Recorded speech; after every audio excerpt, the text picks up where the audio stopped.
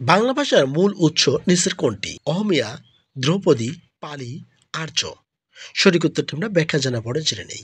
ব্যাখ্যা: বাংলা ভাষার উৎপত্তি ও বিকাশ। পৃথিবীর ভাষাগুলো ইন্দো ইউরোপীয়, চীনা তিব্বতীয়, আফ্রিকীয়, সেমীয়, হেমীয়, দ্রাবিড়ীয়, অষ্ট এশীয় প্রভৃতি ভাষা পরিবারে ভাগ করা যায়। বাংলা ভাষা ইন্দো ইউরোপীয় ভাষাগোষ্ঠীর সদস্য। ইন্দো ইউরোপীয় ভাষার শাখা দুইটি, যথা কেন্তম এবং শতম। ইন্দো ইউরোপীয় ভাষাগোষ্ঠীর শতম শাখা থেকে বাংলা ভাষার উৎপত্তি। কেন্তম শাখার সাথে বাংলা ভাষার কোনো সম্পর্ক নেই। ভারতে আর্য জাতির আগমন ঘটে আনুমানিক 1500 খ্রিস্টপূর্বাব্দে।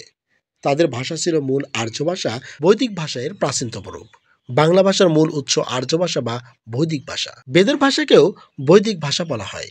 বৈদিক ভাষার সংস্কারজাত নতুন ভাষাই সংস্কৃত ভাষা। ভাষা হিসেবে সংস্কৃত শব্দটির প্রথম উল্লেখ পাওয়া যায় মহাকাব্য রামায়ণে। বাংলা ভাষার নিকটতম আত্মীয় অহমিয়া ও ওড়িয়া ভাষা। ধ্রুপদী ভাষা সংস্কৃত ও পালির সঙ্গে বাংলা ভাষার রয়েছে ঘনিষ্ঠ সম্পর্ক। সেই হিসেবে বাংলা ভাষার আদি ভাষা হচ্ছে আর্য ভাষা।